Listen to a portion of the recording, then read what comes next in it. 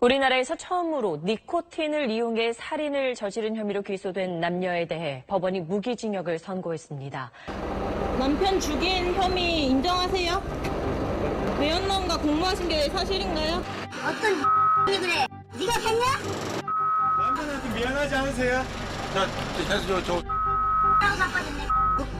2016년 4월 경기도 남양주의 한 아파트. 그곳에서 50대 남성 O 씨가 가족과 외식을 마치고 집으로 돌아왔습니다. 평소처럼 맥주를 마시고 수면제를 먹고 그대로 잠들었죠.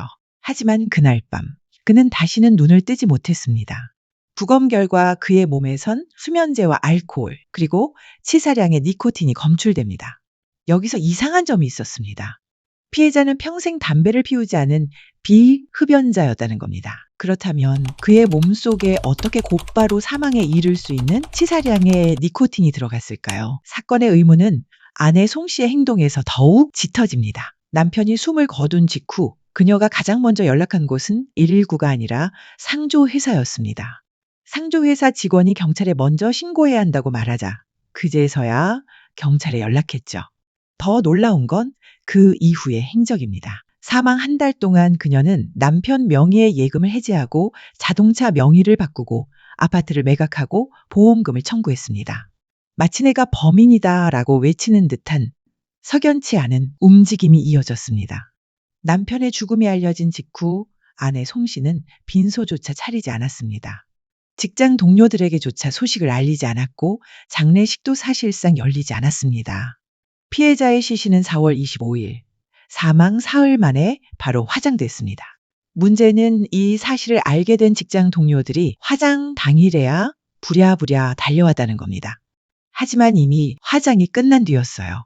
그들은 장례식장 조문도 할 수 없었고 결국 근처에서 소주 한 병을 사와 작은 제사상을 차리고 절을 올리는 것으로 고인의 마지막을 지켜야 했습니다. 즉 피해자는 마땅히 받아야 할 애도와 조문도 없이 쓸쓸히 세상을 떠난 겁니다.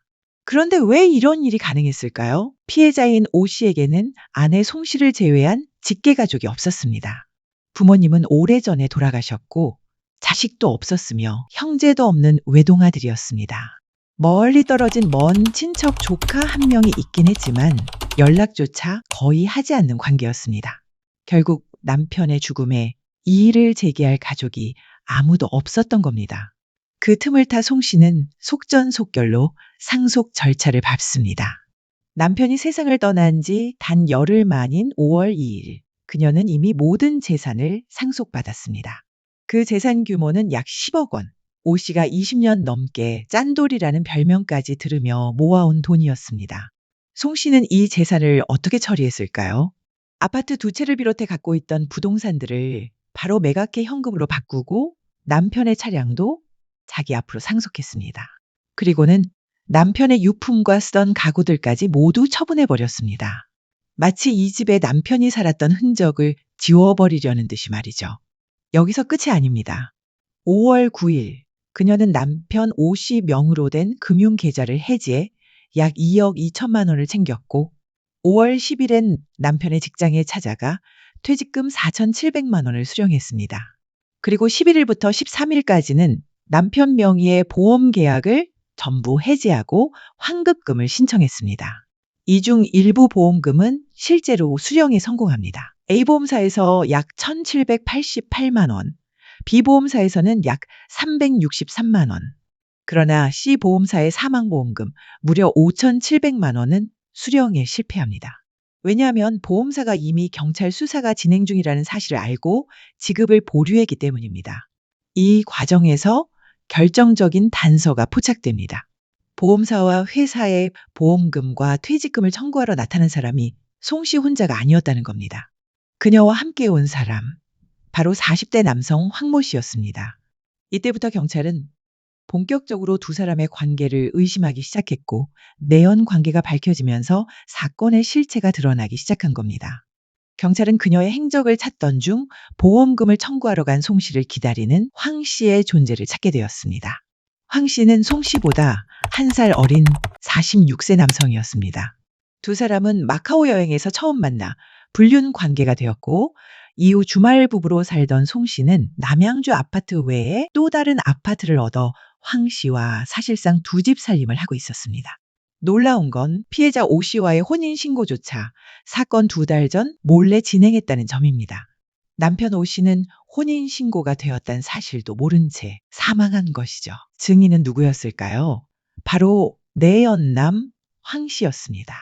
사건 이후 송 씨는 오 씨 통장에서 1억 3천만 원을 빼내 황 씨에게 1억여 원을 송금했고 이 돈은 황 씨의 도박 빚을 갚는 데 사용됐습니다. 경찰은 황 씨의 휴대폰과 컴퓨터에서 중요한 흔적을 발견했습니다. 사건 5일 전 그는 니코틴 살인 방법, 치사량, 장례 절차 등을 검색했습니다. 그리고 사건 보름 전 미국 사이트에서 순도 99% 니코틴 원액을 주문한 기록이 확인됐습니다. 즉, 남편의 죽음은 우발적 사고가 아닌 철저히 계획된 살인이었던 겁니다. 사건 직후 송 씨와 황 씨는 여행을 떠납니다. 그리고 남은 재산을 처분하기 위해 송 씨가 귀국했지만 경찰은 이미 출국 금지 조치를 내려둔 상태였습니다. 송 씨는 2016년 8월 17일 결국 검거됩니다. 뒤이어 귀국한 황 씨도 체포되었죠. 2017년 9월 7일 1심 재판. 법원은 외부 침입과 자살 가능성은 없으며 정황 증거가 충분히 유죄를 입증한다며 두 사람에게 무기징역을 선고했습니다. 2심 역시 무기징역.